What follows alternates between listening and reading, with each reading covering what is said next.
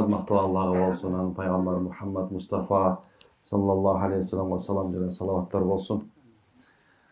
Allah maqtu aytudan keyin Peygamber salam salat aytudan keyin inşallah bugün de Huday buyursa özünü biraz olsa kişineke bir iman sağlam başlayacağız inşallah. İman zarıl.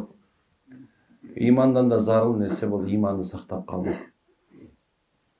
Bu adamlar imanға келет eкен. İmanın işlerini kılat eken. İmandılardın sıfatına ciddet eken. Oşonto oturup, biroq özünün imanına oşol meynet kılbağan sebebinен, josu oşo imanды sözü süйлöbөгөн sebebинен, iman amaldарын kılap, biroq oşol faziletten ишенбеген себептен adamlar bir az bolsa dagы imanını ылдыйлап, өйдөлөp, жанагындай bir kadimgidey эле кандай эле шамал үйлөгөндө жалбырак бияка качып, бияка качканда кез-кезде иманыбыз качып турат экен. Ошонун себебинен алла айтат, иман келтирүү зарыл. Имандан кийин чоң зарыл нерсе бул иманды сактап калуу. Ошо сактап калуунун эң жакшы жолу иншалла сабактарга отуруу. Андан да жакшысы Алла жолуна чыгуу. Ал жерге чыгып имандарды сактап, имандарды бекемдеп, машалла. Имандарыбызды куруу, иман чөйрөсүндө адамдар менен болуп, Алла Таалага күн түн ибадат кылып, анан кийин Алла, мен сенин кулуңмун, сен менин Роббимсиң деп үйгө кайткандар албетте иман сактаган болот иншалла. Кудай буйрса ушул жерге келишиңер дагы Кудай буйрса бир иманды сактоонун бир жолу деп эсептеп коюңуздар. Башкача дебеңиздер. Анткени ар кандай адамдар келет, бир айтат, мен дем салдырганы келдим дейт. Мен жок, сен дем салдырган жоксуң. Дем салдырган келген жоксуң. Сен иманыңды сакташ үчүн келдиң. Иманың сус болгон сен Алла оору берди. Иманың алсыз болгон сен Алла Таала сыноо берди. Иманың алсыз болгон сен Алла Таала сени көтөрүп турган кайра түшүрүп койду. Алланын бир сыноосу. Демек бул жерден ар бир сөздү угуп атканыңарда, Алла, ушуну менин жашоомо алып кел. Алла, менин жашоом сен каалагандай жашоо болсун.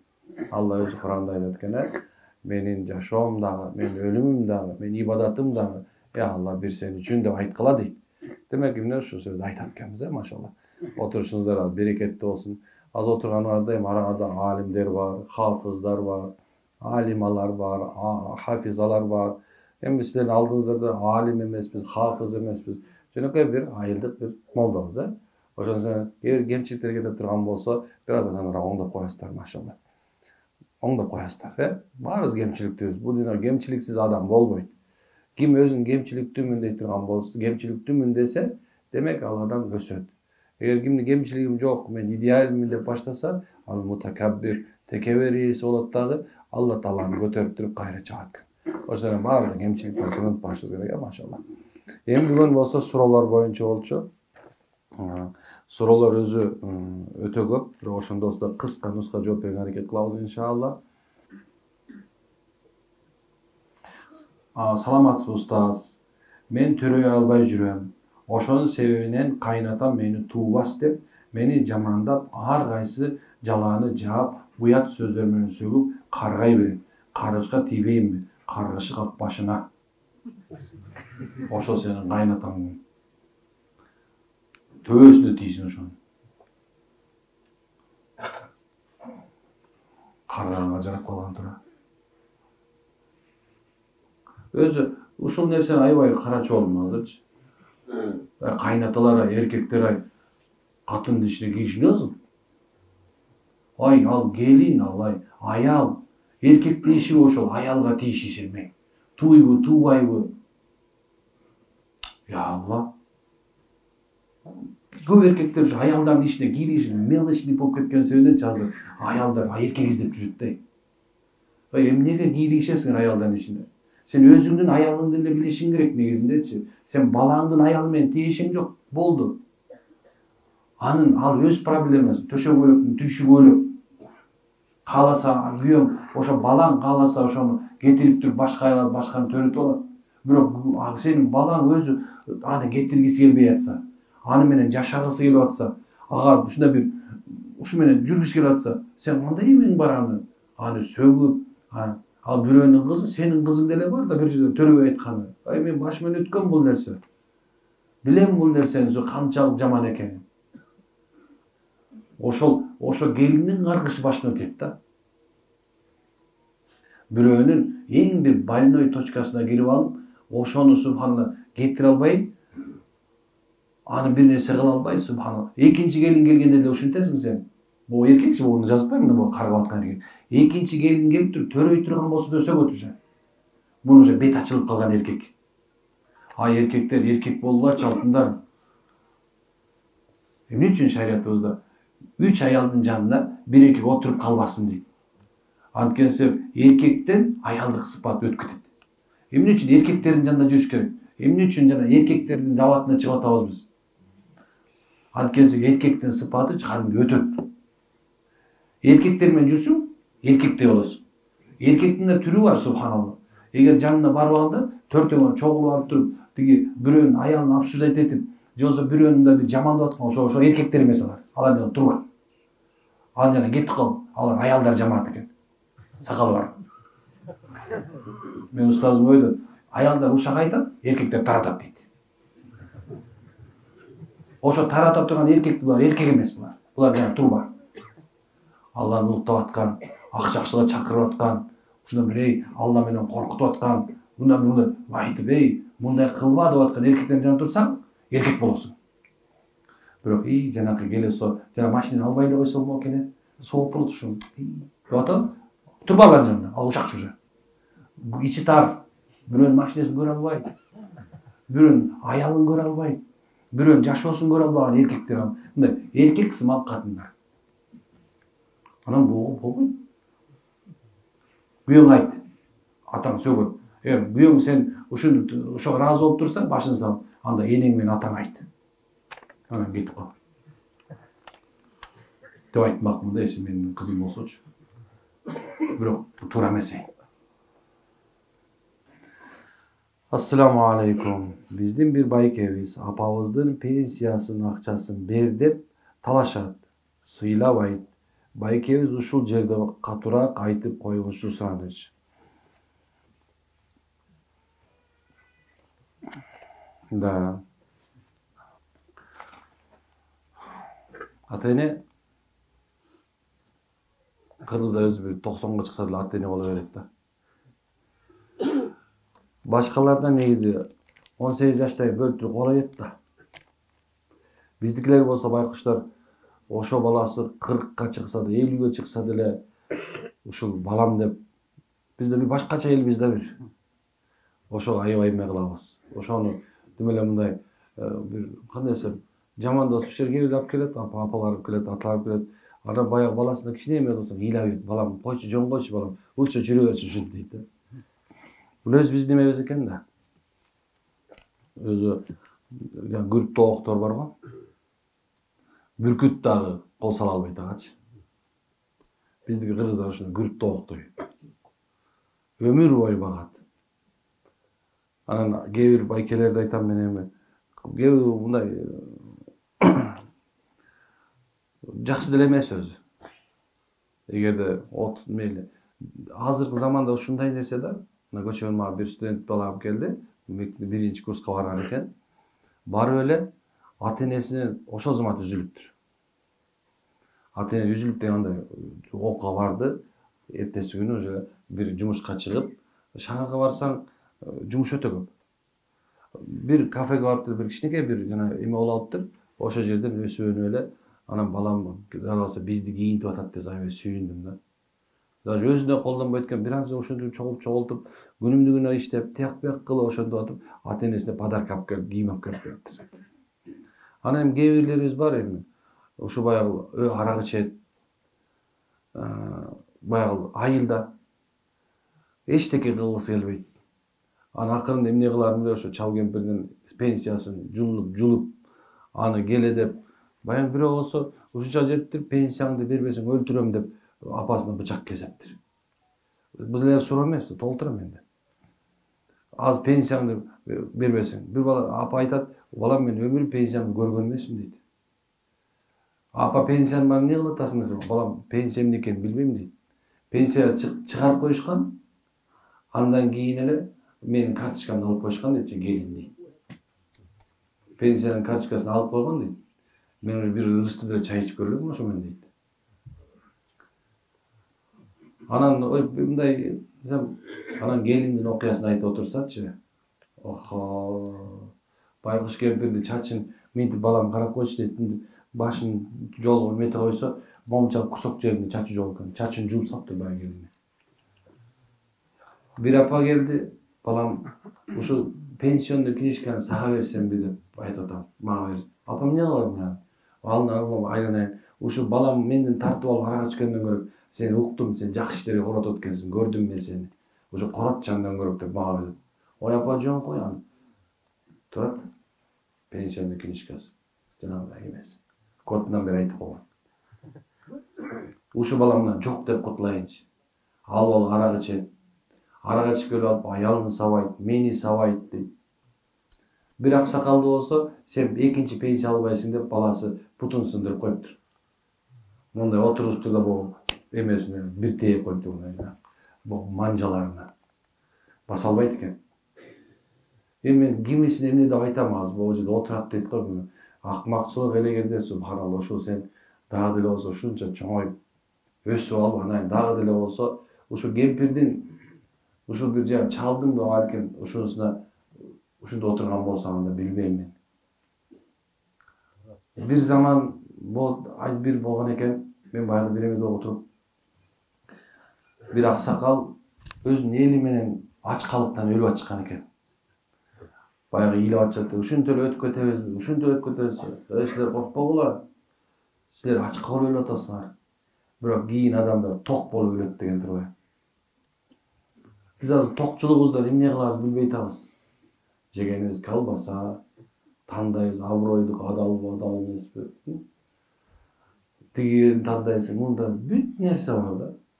Бирок дагы деле кээ бирлер баягы ушундай кылып аткан болсо билбейм эми. Же акылы кем болуш керек? Же субханалла баягы ушунча законченный тип болуш керек да. Башка эчтеке дейби? Азирет Умар радыйаллаху балдарга, чалдарга пенсия чыгартып койбосо эмне кылат эле билбейм. Азирет Умардын заманында мусулмандарга пенсия бериш, стипендия бериш, айлык бериш деген нерсенин баардыгын тең ошол Азирет Умар биздин урматтуу халифабыз ушул заманга чейинки үлгү болуп таштап кеткен киши ал. Эгер ал бердирбей койсо эмне болмок? Анда сен бездарныйсың деп туруп баягы ата энесин өлтүрүп коймокпу ушул акмактар үчүнбү? Пенсиясын жууп аткандар азыр. Өзү берип ыраазы болуп аткан болсо, алгыла. Ыраазы бол. Болбосо кой. Ал ушунча жыл мээнет кылды, совхоздо иштеди, колхоздо иштегендир балким. Андан кийин сени багам деп иштегендир. Ошондо отуруп, анан кийин жулуп улуп келе деп, бербесе аны коркутуп, бычакта кап. Туура эмес. Бул акмакчылык эле, чоң акмакчылык.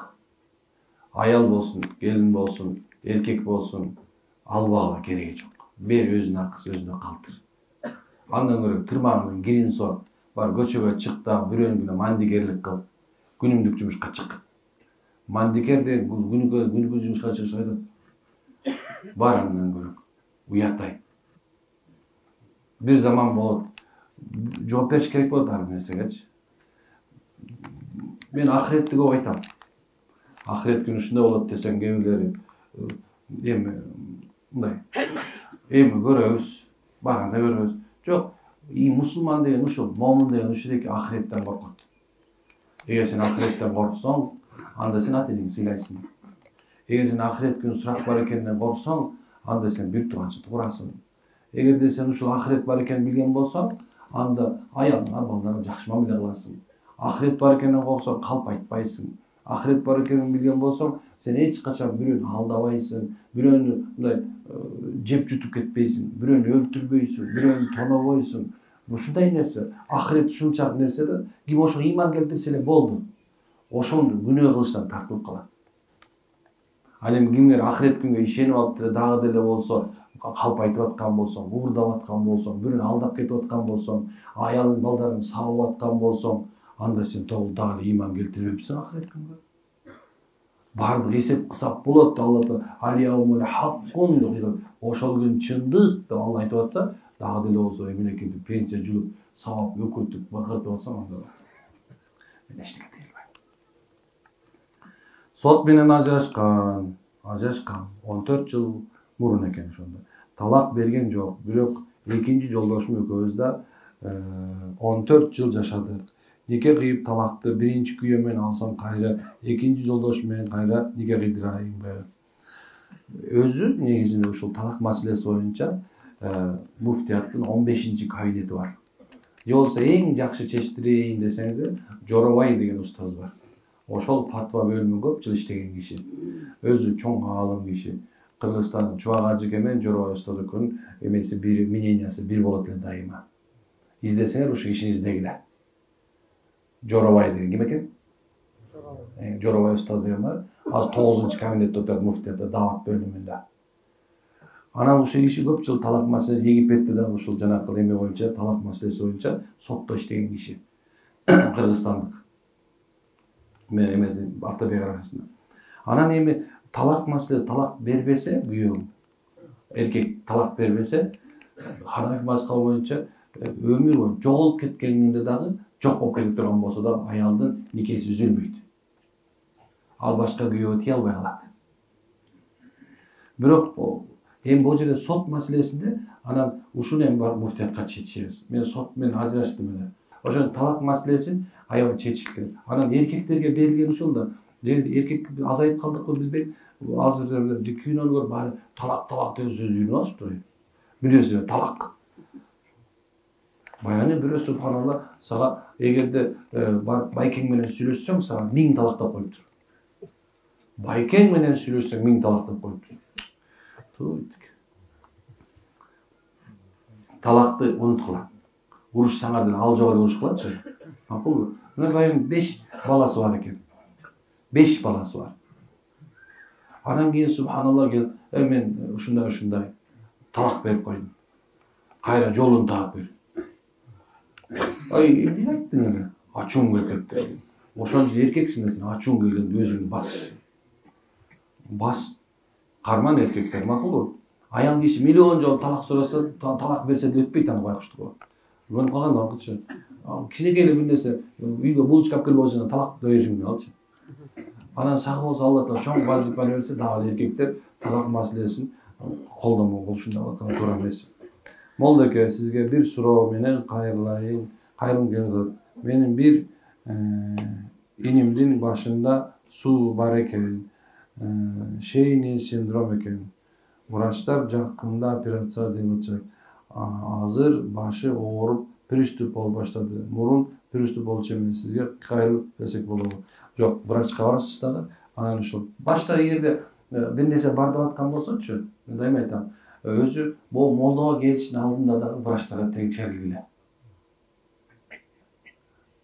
Врачтарга текшерилесиз. Баарын томография, жанагы НРП деп коет.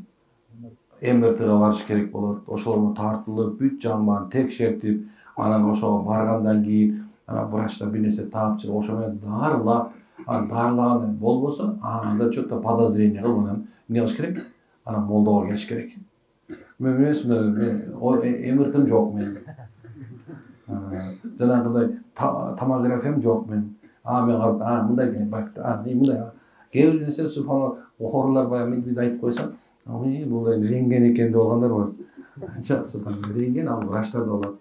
Ошон үчүн ошолорго барабыз. Эгерде ошол кишилер айтып атса, анда ошолорду угуп дарыланабыз.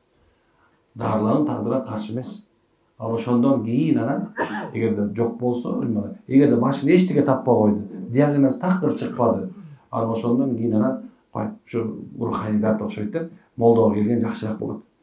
Кээ бирлер бар, мисалы, мен бул жерде ушундай деп айтты врач деп, бирок барбайсың врачка десең, жок, молдолордон жүрө берейин дейт. Анан өлүп калса ким жооп берет ага? Өлүп калса ким жооп берет? Анан субханалла баягы молдо барып жүрөптүр деп айтат да турабы? Акырында эле крайний ким болот? Молдо болот. Топурагыбызда жеңилбиз молдолордончу. Бир нерсе болсо молдо. Устаз, сизге кайрылуунун себеби өткөндө келинчегим менен келип кеткен. Келинчегим намаз окуйт. Үйлөнгөнгө 23 жыл болду. Ошондон бери ушул күнгө чейин качып жүрөт.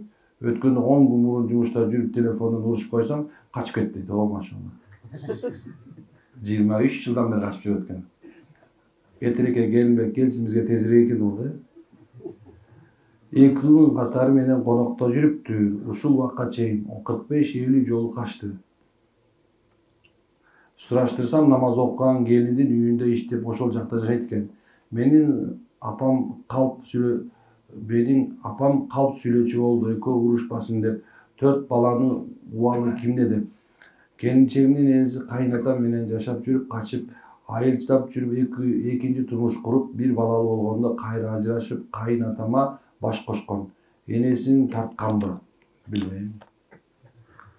Келинчекке болгон сезим күндөн күнгө сууп баратат. Ажырашсамбы? Терең уматта мен азыркы убакта кол көтөрбөйм, ара ачпайм. Бул жагы сонун экен. Өзү эркек менен аялдын ортосунда биз көчө айтып берген коомдук эмес, коомдук жандыкпыз биз. Биз мына эр шаруасы жалгыздык бир Кудайга. Эркек менен аял үйлөнүп жашаш керек. Ошол эле мезгилде аял кишинин эрдин алдында милдети бар. Анан эркектин да милдети бар. Аялдын укугу бар, анан эркектин укугу бар. Келинчегинин күйөөсүнүн алдында милдети. Күйөөсүнө 100% баш ийүү. Канча пайыз экен? Жеңелери отасыңар, 100%. Келечекте турмушка чыга турган кыздар да болот болуш керек мен. 100% ошол аюуга тийип алгансың, машалла. Ошо аюуга 100% баш ийесиң. Болду, красивый, некрасивый. Айырма жок, 100% баш ийиш керек. Баш ийүүдө күнөөгүдөн башкасын баарын баш ийиш керек болот. Бирок шариятыбызда мен мусулман деген аялдын күйөөсүнүн алдында дагы бир чоң милдети бар. Ошол күйөөсүнүн дайыма көңүлүн алуу. Кээ бирөө ойлошу мүмкүн, а менин көңүлүм каякта калат? Эмне үчүн эркек көңүлүн албайт? Жок, аял эркек да аялдын көңүлүн алыш керек. Гүл бериш керек. Гүл бериш керек десе, устоз айтты, гүл алып кел деп бузса болот. Просто к слову айтып атам да, гүл бериш керек, торт бериш керек. Мындай кез-кезде кафеге апарып туруш керек. Кез-кезде жалгыз калганда бийлешиңер керек бири-бириңер менен, машалла. Ошондой эле кээ бирде ырдап берип кое бериш керек бири-бирине. Мындай айтканда көңүлдү жага турган деңгээлде көтөрүп кылыш керек, жашаш керек. Бири-бирине жагыштын, мындай жагынычтын айласыңыз керек. Бөтөнчө көбүрөөк аял киши жагыныш керек. Аял киши эркекке көбүрөөк жагыныш керек. Эмне үчүн дегенде ошол бул аялда вазифа көбүрөөк. Кыргызда болсо кызды үйдө 40 жерден тыюу деген. Эмне үчүн именно ушу кыргызда эле, анан биздин мусулманчылыктын ушул нерседе эмнеке дайыма кызга айтылат экен, тыюу. Аялга айтылат экен. Кемпирде болсо тыйып туруш керек болот. Анткени мисалы кемпирди эмнеге тыябыз? Анткени эгерде сенин көзүңчө, аялың сенин келиниңин көзүнчө, балдарынын көзүнчө, ошол өзүнүн күйөөсүнө, уже чалына, чал деп коеюн, ошо аксакалга мисалы кыйкырып аткан болсо, тыйып аткан болсо, отурчу деп аткан болсочу, ал бул жердеги кыздарына, анан келиндерине сабактал. Анан эртең сен өзүң калжайып, мен тиги отуруп калган мезгилде отурчу сен. Ал угуп калганда сен делең мени ушинтпедиби атаңа деген сөз да. Ушунча деңгээлде тыюу бар да. Эми мына бири-бирине мамиле кылыш келгенде аябай кылыш керек. Мисалы бул аялдар жөн эле качкан жок болуш керек дейм да. Балким бир жеринде мындай кемчилик болушу керек дечи. Анын көңүлүн карабай коюшу мүмкүн, же болбосо кээ бирде эметиши мүмкүн. Кайдан билесиң, субханалла. Алла мындай жакпайт, субханалла. Кээ бирлер бар, мындай өзүнүн мындай эме болот да, натура ушундай экен. Негизи кээ бир адамдар аялды 3кө бөлгөн болчу. Ошо бөлгөндө биринчиси күйөөсүнө дайыма баш ийип жашагысы келген аял экен. Экинчиси мындай башкарып жашаганды көргүсү келет экен да. Үчүнчүсү болсо эркек деген көргүсү келбейт экен. Анан кээ бир аялдар мисалы мындай башкарып жашайм дейт, баягы күйөөсү башкарып турбайт. Анан кийин баягы үйүндө көнүп калган, баягы атасын башкарып көрүп калган. Ошол нерсени кыла албай эле, анан кийин экөө келише албай эле, анан сүйөм сүйбөйм болуп, анан баягы эмне болсо ошо болсун деп жашай бергендер да толтурат. Бирок бул аял менен жашаш өзү оор. Эгерде чын-чынында ушундай болсо, бирок сен мага жазып атып азыр, балким бир көзүң томуйуп турса, балким сен аялдын эки көзүнө томуп салган кайдан билем. Ошонун себебинен мен дайыма айтам да, бул аял менен негизи мындай жаза келгени менен жашаш мүмкүн эмес. Албетте анын ушундай кылып аткан болсо ачык сүйлөшүш керек. Ата-энеси менен алып келип, бир туугандарын алып келип, момундай кылып атат, аяк кызыңар момунтип атат, тигинтип атат, момундай шарт берем, мондай кылдырам болсо, анан кийин ошол шарттан бир талак берет. Эгер аял киши кокуйбун, 4 баламдын атасынан ажырашып калбайын десе, анда кайра келип мындай кылып туруп, мындай жашап калат. Эгерде акыл жок мындай болсо, акылы жок боло турган болсо, анда субханалла дагы деле качып жүрөт. Канча 23 жыл качты, 45-50 жыл качкан экен да. Бул өмүр бою кача берет да байкуш. Өзү 23 жыл жашаган болсо, өзү 20 жашында жүрсө 43-те же болбосо 45-те экен да бул кишичи. Ошондо жылына 2 жолу качыптыр да. Мындай аял менен жашаш өзү жакшы болду алат. Ошондой эле күйөө аялдан качып жүргөн эркектерде да аялдардын укугу бар керек болсо, моундайдын тескерисинче боло турган болсо, анда аялдан өз укугу бар. Айтат, мондоке мен моундай болот, мен ажырашты деген кыз бар. Ошон үчүн мындай этият болуш керек. Ошол аял эже болуп аткан болсо, кайтып келе бербей экен алдына. 4 балаң бар экен, машалла. Сен иштеп деле жыратпайды кой. Алып ошол күйөөң берген нерсеге ыраазы болуп жашай бер деген сөз да. Башкача эмне дейсиң? Ассаламу алейкум ва алейкум. Мусулман эмес адамга турмушка чыкса күнөөкөр боломбу? Ооба, күнөөкөр болосуң. Мусулман эркек, мусулман эмес болгон башка улут болсун. Негизи дини бөлөк болгон адам аялды ала алат. Чеги жок, мындай жашы, мындай. Ылдый өйдөс чеги жок. Баласы барында алат, баласы жогунда алат. Бирок мусулман аял киши мусулман эмеске турмушка чыкканга болбойт. Эмне десе, анткени аял киши өзүнүн күйөөсүнүн дининде болот. Аял кишинин натурасына башын айткандай, дайыма күйөөсүнө баш ийет. Ошонун себебинен ошо күйөөсүнүн динине кетүү коркунучу бар. Же болбосо ал капыр болуп калышы мүмкүн. Кээ бирлерди мен көрүп атам, күйөөгө тием дейт, кимге тиет, башка диндегилерге тийип атат.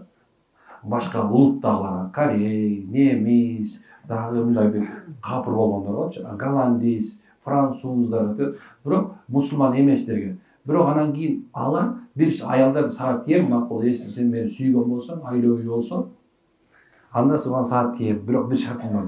Сен мусулман болушуң үчүн, окей. No problem. Эмне кылайын дейт да? Ла илаха иллаллах Мухаммад айтасың. Болду, ушул эле? Ушул эле. Кыздын да жеткен чеги ушул эле да баягы. Не эмесе, келме билсең эле болду мусулман деп. Анан кийин баягы мусулман болот. Мусулман болгондон кийин баягы молдонун үйүнө келип айтат, шахада келтирет, биз байкуш молдор, бул мусулман болду. Дагы бир мусулман кылып сүйүнүп кала беребиз да. Бирок тиги болсо үйүнө барганда баягы эле өзүнүн иконасына сайына берет, баягы чокуна берет. Ушундан аябай көйүп кетти. Анан кийинчерээк бир убакта келип сурасаң, кандай атасыз? Анын дини өзүнчө, менин диним өзүнчө дейт, кайрашты кызчы. Эмне атасыз? Тиги паскасында жумуртка бышырам, мен да бышырышып коем. Курман айтта мусулман болуп калат экен. Ороз айттан кийин кайра мусулман болуп калат экен. Ушинтип тийип атканда аял бул молдумун мен? Нике кыйып жүрөм, практикада көрүп атам. Демек субханалла, ошон себептен канча сүйөм деселе мурду картошка болгон кызга тие берчи. Кыргыздан өтпөгөн жери барбы? Таң калам. Таза. Анча мынча растропонный болушу мүмкүн кыргыз. Бирок 5 бармак жерин алдында колун жуйду. 5 бармактан кийин колун жуйтай. Гусул даарат эмне экен? Анан сүннөттөлгөн.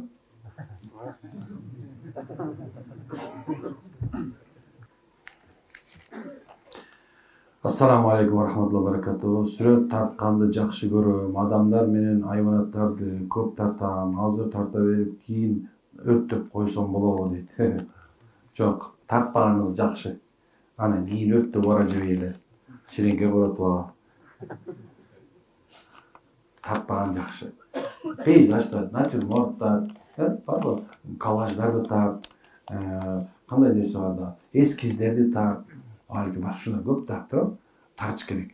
Бирок деген субханалла жанакындай адам менен айванатка, өзү жандуу нерселерге тартпаганга аракет кылыш керек. Бул шариятыбызда арам болуп эсептелет. Дагы бир эмеде кыямат күнү баардыгы чогулганда ушундай бир чоң бир узун бир мындай жана бир баш чыгат экен да, узун жыландын эмесине чыгат экен дагы.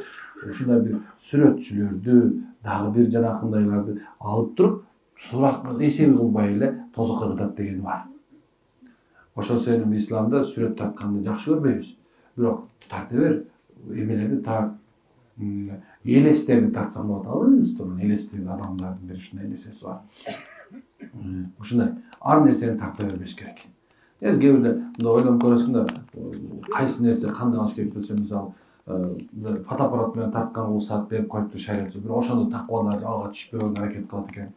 Бирок именно кол менен тартып, анан ошонун негизинде субханалла баягы ошону окуп үйрөнүп, анан кийин тамагын таап аткандарга мен айтам көбүнчөсү жанакындай эме кылгыла, башка нерсени тартып, адам тартпагыла. Сүрөт тартпагыла. Бирок ким ошо окуган болсо эми кечирип коңуңуздар.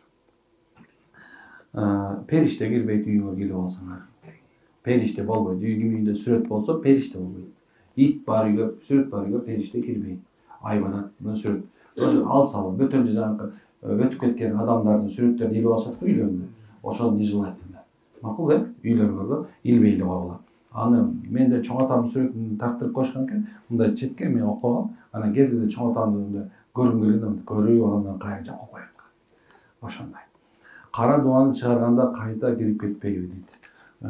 Кайталаса болушу мүмкүн, кайталаса кирип кетиши мүмкүн. Кээ бирлер бар, кайталайт, жанакындай бар да. Кайталап 3 айга чейин кайталайт деп ошон жерде устаз айтат. Эң азында 3 күн, эң көп 3 айга чейин окуп тазаланыш керек деп айтат. Максимум. Ассаламу алейкум устаз. Кара дуа чыкканын кандайча билишет? Кара дуа келгенде жин шайтан кошо киреби же кирбейби? Сиздин ажылыкка кеткенде уктум, ошондо дарыланганыбыз үзгүлтүгө учурабайбы, рахмат. Кара дуа чыкканын оң эле билсе болот. Мисалы, кара дуа болгондо биринчиси жана адамдын постоянно баш ооруй берет го. Анан баш айламайды, бир башкача болду, тегелер. Ошол нерсе кетип калат. Анан ыйлагың келбей калат. Экинчиси. Анан үчүнчүсү жашоо светной болуп калат. Черно-белыйдан светнойго өтөт. Анан адам ошол кутулганда кадимгидей жеңил сезип, жана Камила Байкем жазды го, аппетит аттыкындай болуп, уйку баатырлардыкындай болуп, коңгурок тимелечи жанагындай бир диско музыкадай болуп ушундай калат. Ушундай адам кадимгидей жашагысы келип калат. Анан эми көбү кара дуанын кээ бирлери бар, жин шайтан менен болот, кээ бирлери бар, мындай эле болот. Жини жок болот. Иншалла Кудай берсе 12-си деп атабыз, эми насибим болсо Кудай кааласа, иншалла үзгүлчүгө учурабайт иншалла. Көз түйүү менен жиңгирдин айырмасы эмнеде? 15 айырма бар экөөнүн ортосунда. 15 бир 10 болсо 5 айырма бар. Бирок эми субханалла аны жакшы тажрыйбалуу анан киши билбесе, көз түйүү менен ортодогу белгисин бул мындай экен деп. Көп убактарда кара дуа деп чыгарабыз. Анткени көз түйүү менен мүмкүн билишет да, анан көз түйүүдөн кара дуа. Бирок мен дайыма эме кылам, баягы жеңилирээк түрдө көз түйдү эле дейм да. Анткени кара дуа деп койсоң, автоматически суралат да, мени ким окуттан депчи. Таапер дейт го бирок баягы.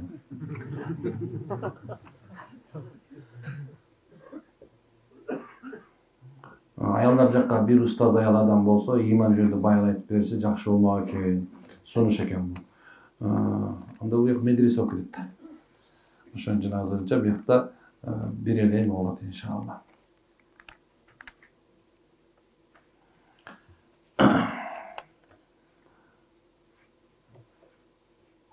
Эрмекечке, менин бир тууган эжем 10 жылдан бери психологик жактан ооруп жатат. Бишкекте турат, 3 баласы менен.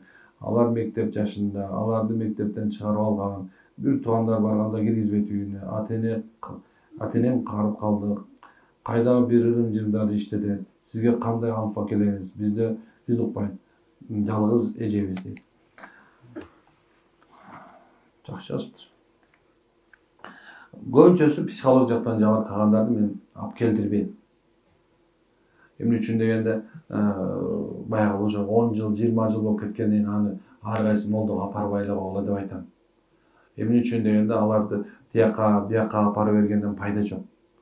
Уже болду. Кээ бирлер үмүт үзбөйт да, тияка бияка алып келе берет. Анан колдон келишинче эгерде врачтар дарысы болсо ошону берип туруш керек. Бирок ошол ырым-жырымдардын кылып аткан нерсеси силер мурун көз ачыктап апарганыңардын бир белгиси бул. Ал ошол жерден субханалла бир нерсени көрүп калган. Ошол нерсе менен анан алектенет. Кээ бирлердин үйүңөрдө азыркыга чейин камчы, жанагындай бир материалдар, аса мусалар, ошого окшогон нерселерди алып келип койгондар бар. Нерсе ата бабаңардын актыгы сага өттү деп үйүңөргө алып келип алган өзүңөрдү ушинтип жүргөнгө толтура. Ата бабаңар актыгы өттү, анан сенин чоң атаң чоң молдо болчу экен, таятаң ушундай болчу экен, анан сага келип сени колдоп баштады уже деп. Анан ушундай кылып алып турган үйлөрүңөргө толтура нерсени жыйып алгандар бар. Кар желик, даалылар, дагы ушундай бир сөөктөрдү алып келип алып, үйүңөрдү бир касиеттүү нерсе катары карап жүргөнгө толтура. Анан ушундайлар баягы ошол негизи ушулар көз ачыкка барып, мен касиетим бар экен деген ошо психологияны жабыркадым деген сөз болду. Сен жинди кылып койду деген сөз, сен жиндисиң. Ошол себептен жанагындай бир ал айткан нерсе бар болчу. Так, бир койду соя кал, анан союп туруп анан кийин чылапчыгын канын алып келе кал. Анан чылапчыгын канын алып келсе анан кийин баягы денесинин баарын ошо канды сүйкөп, ал белгилүү. Бияктан бисмилла акбар деп сойгондон кийин чыккан кан арам. Эми арам нерсе менен кан менен сүртүп, ошону остий мына сенин чоң аталарың келип кетти деп турган этин тиги үйүнө салып кетип калат, ошого ыраазы болуп жүрө бересиң. Ошондо толтуралай ушундай үйдө отуруп вообще тумар болуп салат.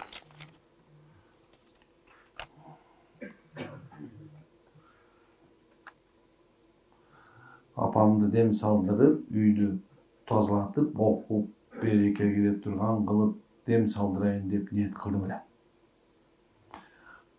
Кимде ким ушул апасына дем салдыргысы келсе, үйдө береке болуп туруп кааласа, үйдө ынтымак болуп калса, үйүндө намаз окусун. Үйүңөрдө Куран окугула. Өзүңөр эле. Кайсы үйдө Куран окулуп турса, ошол үйдө береке болот. Кайсы үйдө намаз болуп турса, ал үй мүрзө болбойт. Дин болбогон үйдө, субханалла, эмне болот экен? Береке кут жок.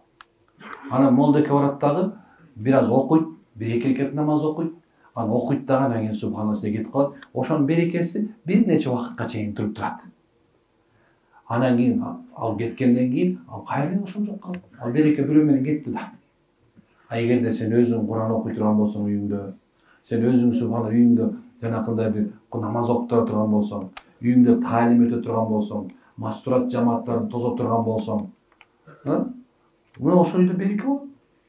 Болду. Не обязательно молдо чакырып. Бизге өзү, биз каждый эле, ар бир эле мусулман өзү молдо негизиндечи. Каждый эле өз мусулман өзү молдо. Просто ушуну түшүнбөй атабызчы, мындай акыйкатына жете албай атабыз. Ар бир эле өзүнчө молдо бул. Саламатсызбы устазым? 12 жашымда динимди алмаштырып, христианствого өткөм. Ошол окуу менен чоңоюп, 19 жашымда мусулманга турмушка чыккам. 20 жыл болду жашаганыма. Эч нерсе кылган жокмун. Кайра динимди кайраганга кандай кылам? 4 балабыз бар. Насыбай тууралуу күйөмө убактыңыз айтыңызчы зыянын дейт. Зыян насыбай зыянын айттым жана. Оозун толтуруп өпкөнгө болбойт деп айттым мен уже. Ладно. Асасык болот. Алла береке берсин. Бул ачык нерсе. Исламдан, мусулманчылыктан баш тартып кеткен адамды шариатта муртат дейт. Муртат. Бизде Кыргызстанда муртаттар аябай көп. Дин саткандар. Дин сатуу бул өтө чоң күнөө. Жоксо акыйкатты жалганга алмаштыруу болот. Кимде ким ушинтип акыйкатты жалганга алмаштырып алган болсо, демек субханалла ал мусулманчылыктан чыгат. Шариатта өкүмү бөлөк алардын. Алар менен баягы христиан менен да башка бирөө менен жанында жашап жүрө берсең болот. Бирок мусулманчылыкты сатып туруп анан кийин кошунан болушу шариаттуу сат эмеске чейин барат. Алар бөлөк тема. Мунун мындай фыкыхта маселеси бөлөк. Эми бирок эгерде сиз христиан болуп жүрүп, ошол жанагы христианство деп эсептелбейт булар негизиндечи. Жанагындай католиктердики, православныйлар болуп бөлүнөт, ошол бөлүнгөндөр бар да, мисалы католиктер өз ичинде 101 демкеге бөлүнөт, православныйлар бир 31 демкеге бөлүнөт, андан кийинкиси протестанттар деген бар, протестанттар андан көпкө бөлүнөт ичиндечи. Ошонун ичинде бизде Кыргызстанда аябай эметкен жакам күбөлөр, жосу Иегова свидетель болуп эсептелет. Ошондо 50 менен 70-никтер бар бизде аябай көп. Бул ошонун бир секталардын бирөөсү болушу мүмкүн. Бирок христиандар муну өзүлөрү дин деп эсептешпейт даже. Булар сектант болуп эсептелет. Булар адашкан, алардын көз карашынан адашкан болот. Анан булар ушундайга Кыргызстанда кирип кеткендер аябай көп. Эгер кимде ушул нерсеге кирип кеткен болсо, анда субхан тооба кылып кайтыш керек. Бул ажебиз болсо ошол мусулманга тийип, кайра мусулманчылыкта жашап атам деп атат. Эми сиз кайра мусулман болуш үчүн, же болбосо ошол эгерде күмөнүңүз болуп аткан болсо, сиз күбөлүк берем. Бир Алладан башка сыйынууга татык зат жок. Жана күбөлүк берем Мухаммад Алланын кулу жана элчиси деп айткан болсоңуз, анда сиз кайра мусулман болосуз иншалла. Ошо мусулманчылыгыңызды Кудай кабыл кылсын. Экинчи андай кылмаңыз, бул жаңылуу жолдон, адашуу жолдон Кудай менен. Жана биринчи суроого, акыркы суроого жооп карасам, акыркысы экен жооп болуп калды. Болбогон түшүнүп атасыздарбы? Биринчи берген суроого окшоштубу? Демек, кандай нерсе? Сен эгерде мусулман эмеске тие турган болсоң, капырлык мусулман эмес болуп калат, көрдүңбү? Эми бул капырлыктан мусулманга тийди дагы мусулман болуп калды, көрдүңбү? Айырмасын көрдүңүзбү? Демек, аял киши мейли канча болсо дагы өзүнүн дининде болуп калбады кайра. Күйөөсүнүн дининде болуп калды. Ошол себептен мусулманча аялдын жанакындай дин эмес башка динге болбойт. Анан 4 балаңызга береке берсин. Ошолор сизде таалимдерге баргыла, ар бир элде таалимдер бар, ар бир элде устазалар бар, ошолор сабак алып, диниңизди ушул ушуну өөрчүтүп, ушуну үйрөнгөн болсоңуз, мурункуңузду. Эми сиз ушуну исламдын пайдасына колдонсоңуз болот. Изучать этип, кайсы жердеги нерсеси бар, кайсы туура эместигин билип, ошол жанагы адашып кеткен биздин карындаштарыбызга через интернетпи же дагы бир аркылуу иншалла жакшы даават кылып өзгөртсөңүз болот. Анан күйөөсү насыбай чекпе. Аял агайымага аял заты табылса 69 жашка келген го. Жалгыздык жаман экен, кийин кантем? Аял алыңыз. Апалардан бирөө таап алыңыз.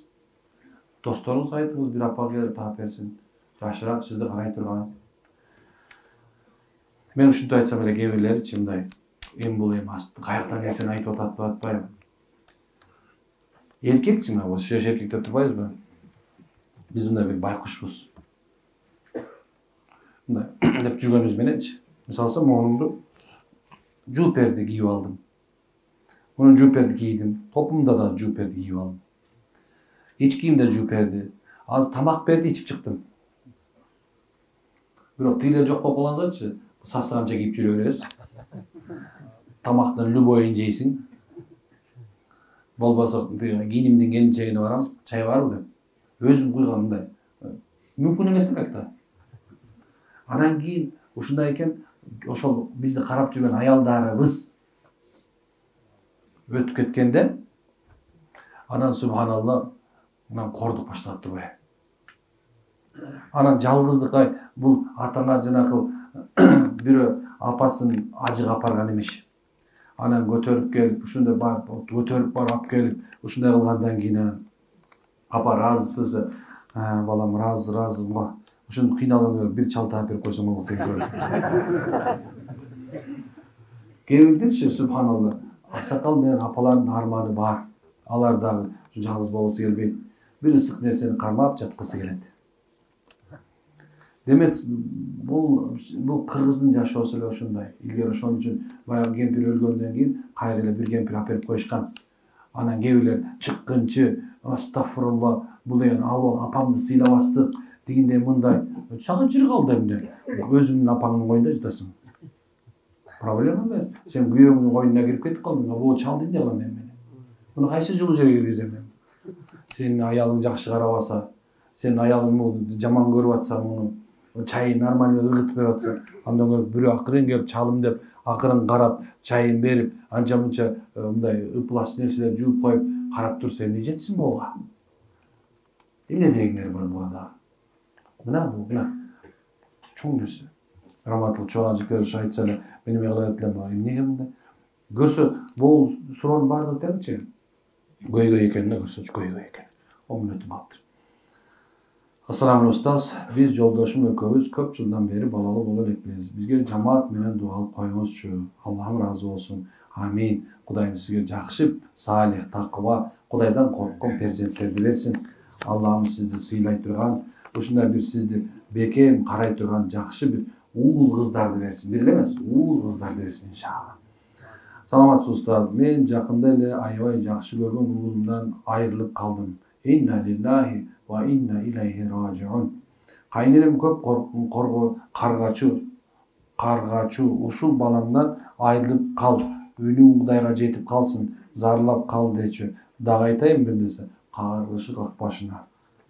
Мен да каргышы болуп кеттимчи да. Бул эмне ден каргышпы? Кудайым сактайын. Мен сүйлөгөн нерселеримде көңүл көргөнбөтүп алган жокпу? Мен өзүм ушинтип сүйлөйм. Анан бир нерсе жакпай калса потом айтып коесуңар. Мен кайненемди дагы эле кечире албай атам. Бул каргыш деген нерсе тиеби? Баламды унута албай, аябай кыйналып атам. Өзүмдөн дагы катуу жакшы көрөт элем. Жүрөгүм жанып ооруп турат. Уулумду кое бере албай атам. Мен уулумду кыйнап аткан жокмунбу? Рахмат. Каргыш тууралуу бир белгилүү бир хадис бар. Каргыш дейт пайгамбарыбыз. Каргаган адамдын оозунан чыгат дагы биринчи асманга барат. Анан ошо каргалган адамды көздөй очат. Каргалган. Кимди каргаган болсо. Каргаган адамдын алдына барат. Анан ошо каргаган адам эгер ошо татыктуу болгон болсо, ошого барат экен дагы тиет экен. Эгер татыксыз болгон болсо, ошо каргыш кайра каргаганды өзүнө келип тиет экен. Ошонун себебинен кыргыздар каргаган как башыңа деген. Кыргыздар хадисте айтыптырбы? Каргаган как башыңа тийсин дейт. Бул пайгамбар ар бир каргышчыл, ар бир чагымчыл, ар бир калпычы ла ядхулул жанна. Бейишке кире албайт, кирбейт деген пайгамбарыбыз. Каргышчыл, чагымчыл, ушакчы, калпычы, ушакчы экен, калпычы эмес экен. Неге ла ядхулул жанна, бейишке кирбейт. Белгилүү хадис. Эми балаңыздын өтүп кетиши бул сиз үчүн субхана бир трагедия болушу мүмкүн. Сизден мурун кетип калды. Бирок биз мусулмандар бул нерсеге кейибейбиз. Түк кейибейбиз. Балаң өтсө дагы, атаң өтсө дагы, апаң өтсө дагы, туура биз бендебиз. Пайгамбар саллаллаху алейхи вассалам ушундай көзүнө жаш алып Ибрахим колунан Алла таала алып койду. Белгилүү узун нерсе, мен айтып берейинчи шуну. Пайгамбарыбыз Ибрахим деген балалуу болду. Пайгамбарыбыздын алдында мындай бир сонун бир өз бала жити башкача болот, эстеди. Дайым эле балалуу болгуңуз келе берет. Балалуу болсоң, көп балалуу болсоң, аттың сонун улам житип алган сайын мен тамашалап айтырмын, мен кичине кечирээк балалуу болдум да, карганда балалуу небередей боло берет деп элем да.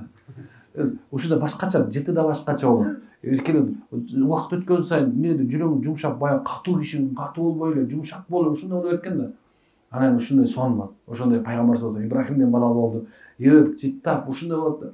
Анан Жабрил деген периште келди айтты: "Эй Мухаммад, сен билесиңби Алланын пайгамбарысың?" деп. "О, билем." "Сен Хатемел Амбия, пайгамбарлардын мөөрү экенин билесиңби?" dedi. "Билем." Анда жыттап алып балаңды. Азыр Азраил келет. Дегенде пайгамбар саллаллаху алейхи вассалам титиреп кетти. Баладан айрылып калыш канчалык мен келди. Бирок пайгамбар саллаллаху алейхи вассалам айтып экен: "Сен балаңан азыр ажырайсың. Сен балаңды азыр алат колуңан." Азраил алейхиссалам келди. Анан пайгамбар саллаллаху алейхи вассалам: "Эй Ибрахим, сен жаныңды алып аткандан коркпо. Мен сенин жаныңда турам. Качан мен сени кабырга киргизгенде, сага Анкир ва Накир деген эки периште келет. Ошол периштелер келгенде, сен аларга сен Роббиң ким десе, мен атамды Мухаммадты жиберген Аллах деп айт. Эгер сен пайгамбарың десе, ал менин атам Мухаммад деп айт. Саллаллаху алейхи вассалам. Sen dinin kayсы dese, ay sen жиберген пайгамбар болгон менин атам көрсөткөн дин ислам деп айт. Деп көзүнөн жаш алды. Сахабалар, я Расулалла, сиз балаңызга эмне мындай айтып атасыз? Ошол да сурак болобу деп. Эми бул башкача нерсеси, андан кийинкиси айтып аткан. Пайгамбар саллаллаху Ибрахимди койду. Көзүнө жаш алып атат. Ушундай деп, я Расулалла, сиз бизге айттыңыз эле го. Эмне үчүн сиз өзүңүз ыйлап атасыз кайра? Эмне үчүн ушундай кылып атасыз? Пайгамбар айткан. Мен силерге өкүрүп, бакырып, бетиңерди тытып, сенсиз кантип жашайм эми? Же ошонун аркасынан өлүп калчудай болгон сезимдерге кирип кетишиңерди тыйгам. Бирок көздөн жашты мен силерге тыйган эмесмин деди. Мен да пендемин. Менде дагы чувство, менде дагы мындай бир сезим бар деди. Пайгамбардын колунан сууруп алып койду. Сенин балаң 20 жаштыр. Сенин балаңдын субханалла кайгырап турган нерсең, ошо балам 12 жашынан баштап намаз окубай калды эле. Орозосу канча орозосу алып калды.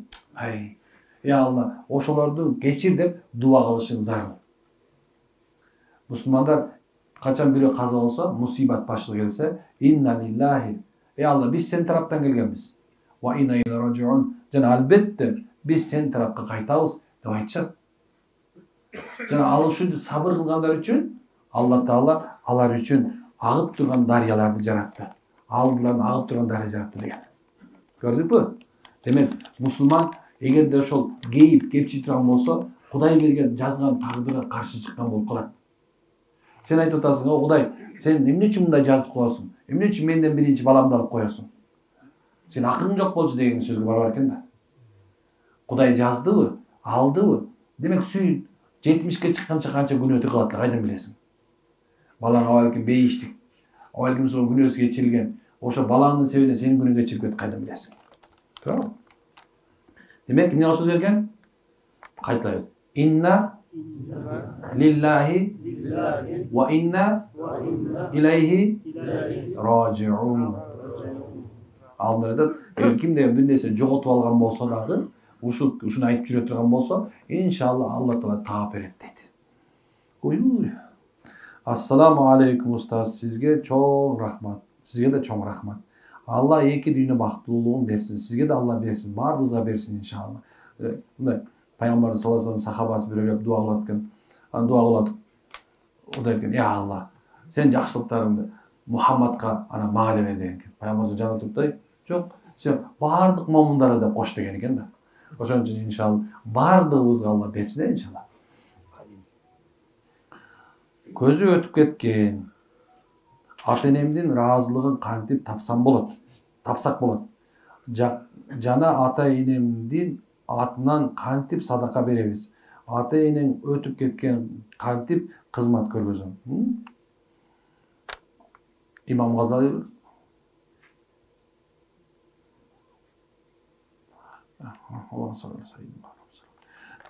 ата-эненин алдында биздин 80 милдетибиз бар экен. 40 бул дүйнөдө, 40 өтүп кеткенден кийин. Түрүсүндө 40 экен, өтүп кеткенден кийин канча экен? 40. Түрүсүндө биз аларга баш ийиш важип. Аларга жакшы мамиле кылышыбыз важип, милдет. Аларды сыйлашыбыз керек, жолубузга көтөрүп Меккеге апарышыбыз керек. Ошондой эле аларды субхан курсагын ачка кылбай, кийимин бүтүн кылып, дайым такай карашыбыз керек. Көңүлдөрүн оорута албаш керек. Аларга үф деп эсишибиз керек. Аларга жакшы мамиленин гана үстүндө болушубуз керек. Милдет. Көп мындай бар. Анан кийин кандай дегендер бар, ушунчалык деңгээлде.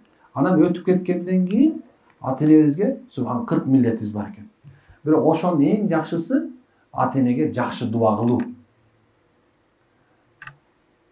Ата-энеге дуа кылган үлгүсү бул.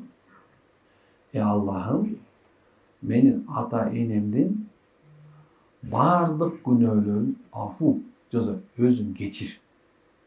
Аларга өз рахматыңды жаадыр. Барбы? Аллахым, мен ата-энемдин бардык кылган күнөөлөрүн кечир. Жана аларды өз рахматыңа ал. Жөнөкөй беке? Пайгамбарда 3 түрлүү садака өчпөйт дейт. Биринчиси Allahumma salli ala sayyidina Muhammed. Biri üçe var eкен, ошонун бирөөсү бул ата-энеге, ата-эненин аркасынан калган авладын салиха жакшы деген бала. Бирок жөнөкөй эле бала эмес экен, аркасынан дуа кыла турган бала. Я Алла, ата-энемдин күнөөсүн кечир. Алла Таала өзү Куранда дагы ушундай бир үйрөдө, Раббаяни сагыра. Аллахым, алар мени жаш кезибизде кандай тарбиялап, чоңойтуп, биздин баарыбызга түткөндөй эле, сен аларды карган мезгилде дагы аларга өз рахматыңды кыл, жакшылыгыңды бер деген дуа. Ошол тирүү кезинде да дуа кылышыбыз керек экен. Алдар айтат, 3 нерсе дуа кылып жүргөн адамдын дайыма анын иши өсөт экен. 3 түрү дуа кылып жүргөн адам дайыма иши өсүп турат экен. Бирөөсүндө дуасы кабыл болуп турат экен. Биринчиси Аллахумма гфирли вал муъминина вал муъминат вал муслимина вал муслимат. Ya Allah'ım, geçir. Momun erkeklerdi, jana momun ayaldardı. Jana Müslüman erkeklerdi, jana Müslüman ayalдар geçir dep, kimnin gününü 27 жолу deydi. Uşul sözdü ayta turgan bolsa, anın duası kabul bolbay kalbayt eken. 27 жол деген бар экен. Allahumma gfirli vel mu'minat vel muslimat. Eğer de Arapçasını bilsem, ya Allah'ım, momun erkek және momun ayaldарды, Müslüman erkek және Müslüman ayaldарды keçir deş керек экен. Түшүндү? Ушул. Экинчиси сени менен менин бул ата-энебизге кылган дуаларыбыз.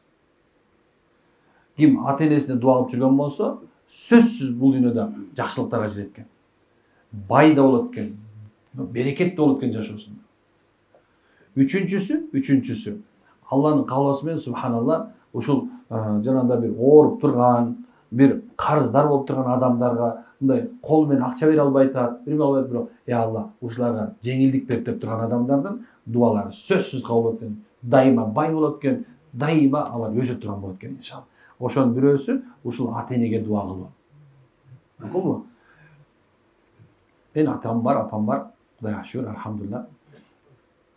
Дайыма ата менен апама дуа кылам. Мисалы силердин айылдарга баратканда, башка мамлекетке ачык этип баратам, кайсы этип баратам, алардын дуасын неме кылмай түн ичинде тургузуп алам керди. Түн ичинде этип турган болсо дачы. Же болбосо кээ бирде айла жокпу, эмесе жатып калышыңар мүмкүн, мага дуа кылып койгулачы деп сөзсүз дуасын алам. Сөзсүз. Мына кээ бирде ушундай болот, мындай кичине оор болуп аткан сезим, ата апа дуа кылгылачы. Бир дуа берип койгулачы. Дуа кылып турат, телефондон да келип, дуа кылып атасыңар мага деп берем да. Бирөө эмне ушинте бересиң дейт да. Анткени мен хак ишенем. Пайгамбар саллаллаху алейхи вассалам Алланын китебинде пайгамбар айткан, ким ата-энеси дуа кылып турса, ким баланын жолоосу өсө берет. Өсө берет. Алардыкы прямой, түп-түз. Бирок качан алар кичине көңүлдөр ооруп калса, токтоп калып калчы. Дуа кылса делечи. Алар сүйүнүп коюш керек. Ата-эне сүйүнүп коюш керек. Ата-эне сүйүнүп турсачы, сен өсө бересиң. Эгерде карасаң, ата-эне переживать ете берет. Мен тамаша айтам, мага переживать этип турсам, мен ишим болот дегем да. Переживать этип турган ата-эне бар, соба сен үчүн дуа кылып турган ата-энең бар, машалла болот. Кудай берсе жакшы болот. А ким ата-энесинен безип, алардан качып жүргөн болсо, алардын үйүнө жашагысы келбесе, ушундай бир келинчегиңер ошол ата-энең менен жашабайм деп атсачы, курсагың ток жүрө бер азырынча. Бир аздан көрөсүң. Десем эле кээ бирлер ар жагын туура эмес, мындай загадочный сүйлөп коесуң дегендер бар экен. Анткени сен да атасың да. Эртең бала болосуң. Бала болгондон кийин анан сен дагы ошондой болосуң. Кайтар дүйнө ушундай. Анан ата-энеге кызмат кылышты калсаң өлүп кеткенден кийин пайгамбар айтат. Ким ата-энеси өтүп кетсе, ошо ата-энеси өтүп кеткендин менен теңдерди, атасы менен дос болуп жүргөндөрдү сыйласа, мына ошолорду атасын сыйлагандай болот. Каарлар күндөрү кээ бирлер бар, тамак берет. Тамак берет. Мен мындай ыраазы болом ошолорго, молодец дейм. Ата-эне өтүп кетти, ошонун досторун чакыр. Ошолор менен чен жашып турган адамдарды чакыр дагы тамак берип кой. Эми кыргызда тамак бергенди жакшы көрөбүз го. Бир кооз не жалко го азыркы заманда. Бар нерсе бар заманда, субхана бир болсо дагы эме окуп өткөнбүз, машалла. Тамак берип койсо, ата-энебиздин кызматын кылабыз. Салфеткада ушунча жазабы. Салфетка жасап өткөн, машалла.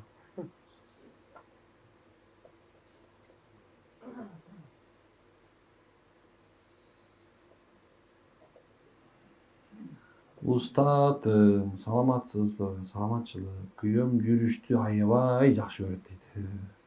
Жаш кыздар менен эле телефондон сүйлөшө берет экен. Жүрөгүм ооруп, эмне кылаарын билбейм. Жаман оору жугат дейм. Башым ооруп, аябай шалдырап, эч нерсе көңүлүм жашоо да жок болуп баратат дейт.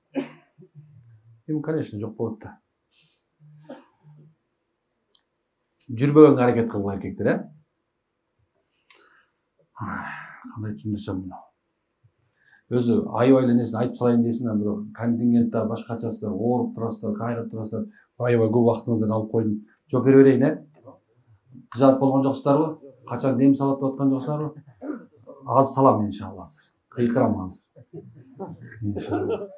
Дем салам болсо азыр сабайым да киргизем. Иншалла бүгүн баардыгы силердин менин кызматыңардан кыла каласы. Бул зарыл экен. Мен бул апа эжекебегечи мен айтмакмын да. Ошо кишиге бир аял берип коюңуз дагы. Жаман көрбөсөңүз. Бул безответственный эркек да.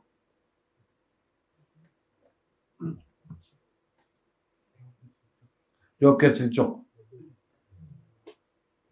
Бир аял берип койсоң дагы бир. Аны эки жагынан тытып көрсөңөр эмне кылар экен?